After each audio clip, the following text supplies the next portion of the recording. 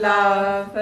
Hey everyone, welcome back to No Naturals. Welcome. So today we're going to be bringing you a video all about Sisterhood Sundays. Yes, welcome to Sisterhood Sundays. So I guess the question is probably like, what is Sisterhood Sundays? So Sisterhood Sundays obviously is in the name. So every Sunday we dedicate it to self-love and everything self-love. So we do an act, something that we like and we think brings us ultimate self-love vibes. Did I explain that right? Yeah. So it's all about self-care, essentially, like self-love. You know, doing some things that nurture you. Because I think throughout the week, especially if you live in like a busy city, everyone's always super busy, whether you're working or just people always find something to do, like busy doing something basically. And we never really take that time to kind of look after ourselves or to have a moment of kind of like peace. So we started Sisterhood Sunday just to make sure that we're taking that time to kind of regenerate, to give ourselves some love, to give ourselves some pampering and some care and balance, you know, because I think all of these things are essential to like your life. And Sunday is technically like the start of your week. So I think the best way to start off your week is with some self-care so that you kind of enter the rest of the week like very positive and feeling good about yourself. Yeah, definitely. I think self-love is so important because when you look good, you feel good, ladies? And that's what this day is all about. No matter what form of self-love you want to do, whether it be running a nice bath, you know, doing your hair, washing your hair. So recently, when we started it up, I say it's been about maybe 2-3 weeks now of like kind of saying, okay, we're going to do Sisterhood Sunday. I've been taking it like pretty seriously. Yeah, me too. I'm like, okay, Sunday is Sunday. Okay, I don't want anyone to really talk to me too much. Don't ask me to do anything. I'm not cooking. I'm not doing all of that kind of normal, usual day to day. It's not happening on that day. That day is like, maybe I'll go and get my nails done, maybe go to a spa, get a nice pedicure, or give yourself a pedicure. Give yourself a little pedicure. As Rinda was saying, run a nice bath with some roses in there, some Epsom salts, some essential oils, like put some candles, set a really nice vibe for yourself, have a nice glass of wine or juice or whatever you fancy. You can even take a book in there and read, or just take the time to just sit still, do you know what I mean? And just kind of have a moment to think about your week and, you know, what you've come through and just let that go.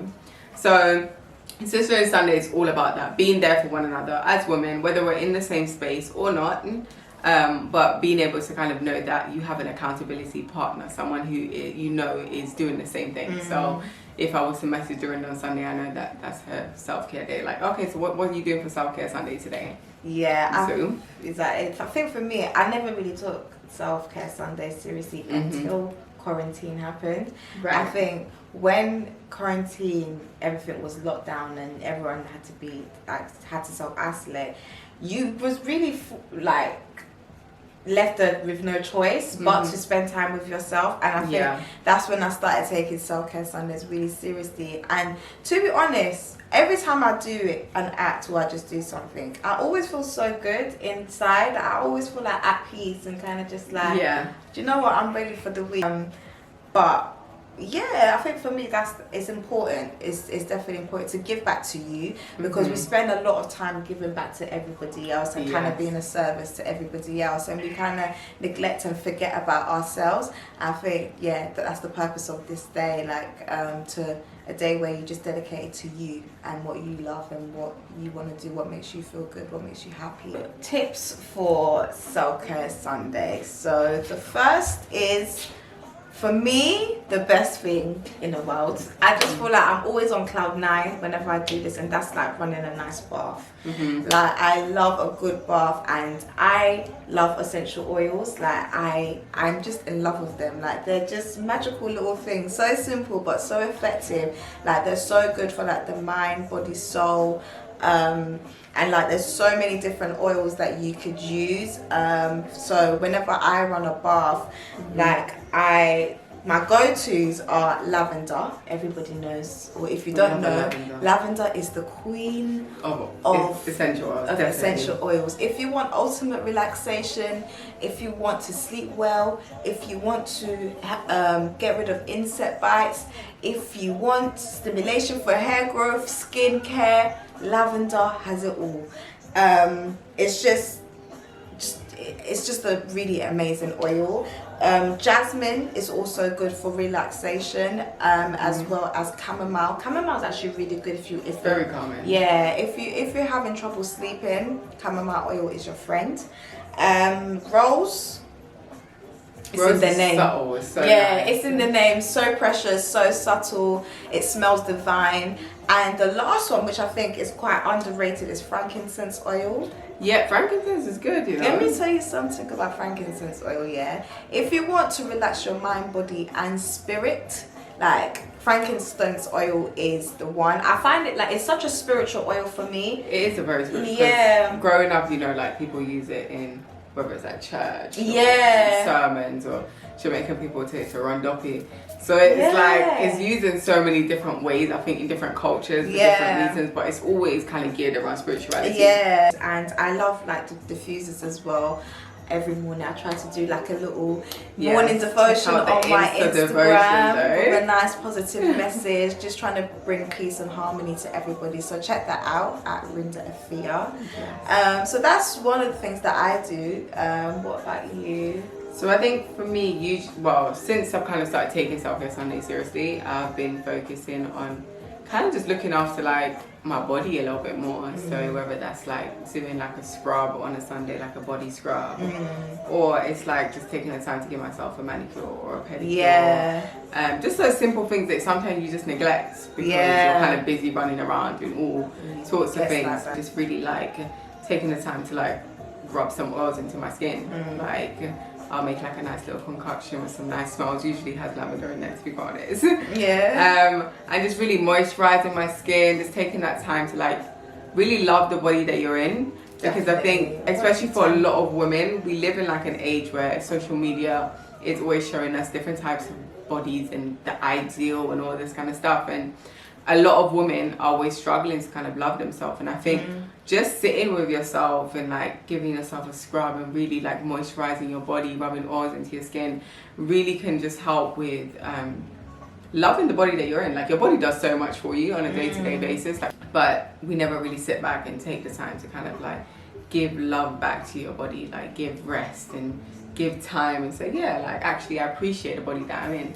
So I think it's been a lot of like appreciation of the body that I'm in, or the skin that I'm in, and really like, I think Self-Care Sundays helped me to like have a little bit more acceptance of myself. I think it's a learning and it's definitely a growing journey for me. But I feel like it's inspired me a lot, you know, to really delve deep into myself and love my body a little bit more. And that's why I think Self-Care Sunday is so important, because a lot of things that you didn't really look at before, you're suddenly starting to reflect on, or you're starting to notice about yourself, whether that's internally or externally. And what you do externally, like, you know, whether that's having a bath or we were talking about cooking a really nice meal for yourself, just taking that time to nourish your body. Cake or like, like how important that is also for your internal health, like how that impacts how you feel about yourself. And I think that's what Self-Care Sundays taught me, just the little acts of love, you know, take the time to kind of be kind to yourself. The power of your tongue, like, is I think it's literally crucial. Like it says in the Bible, like life and death are in the power of your tongue. And even with what you were saying, like giving back to your body, like your body is a temple, you know, and acceptance as well. I feel like this year for me, acceptance is the lesson that I'm definitely I feel you on that one 100% as well. Like we will bend backwards for people. Literally, we'll finish ourselves for someone else, But when it comes to just running a bath, people say, I don't have time, or I didn't have time to do Self-Care Sunday. I didn't have time to sit and read a book on that day, but it's like, why not? Because you already gave like 7 other days to people, 6 other days to people. Why is it that you can't take this one day for yourself to kind of just rebalance and recenter? And I think it impacts your mental health so much. Like, this is why I feel like people have whole mental breakdowns because of that lack of back to themselves. just like, self-care. Like you need that love too. Like the Rest. love that you get and rest so that your spirit, your soul rests. Don't just rest like I'm going to bed. Like your mind has to sleep too. Like your spirit has to sleep too. Like sometimes when you wake up in the morning, like you've rested but you don't feel at peace. Yeah. Like what that self-love does is like it just brings you back to like oneness with that. It brings you home to yourself, and you're inviting like opportunities, and you're inviting like just good things, like good vibes your way. Like when you're open and you're accepting, and you're just going with the flow, and you're just letting life lead you and the journey lead you. Like so many opportunities start to come your way, and your mind starts to like think in ways that it never thank before. Like definitely for me, like the way I think now, it's not the way that I was thinking maybe at the beginning of the year. Like it's a completely different mindset, like completely. Yeah, that's, I think another for me is meditation. Actually, before I even go to meditation, is cleaning my house. Right. I am obsessed. My little sister said it to me the other day. She was like, Rinda, you're obsessed with cleaning your house. I said, yeah, because a clean house is a clean mind. It's true. Like, cleanliness is next to godliness, and I think it's important. I think having a clear space actually helps you to clear your mind. So I think much. cluttered space is very, very difficult to kind of think and be settled in that space. Like, it impacts how you feel. Yeah. It honestly does. Like, it just makes me feel very easy, because when I see things are like clean, where it's supposed to be, it just makes me feel like, okay, whatever I have to do today, I can do it, because that's one less thing that I have to think about, a messy house. And you view this meditation, like being still with yourself. Now you're the queen of meditation, so I'm gonna let you just talk to the people. Hey people.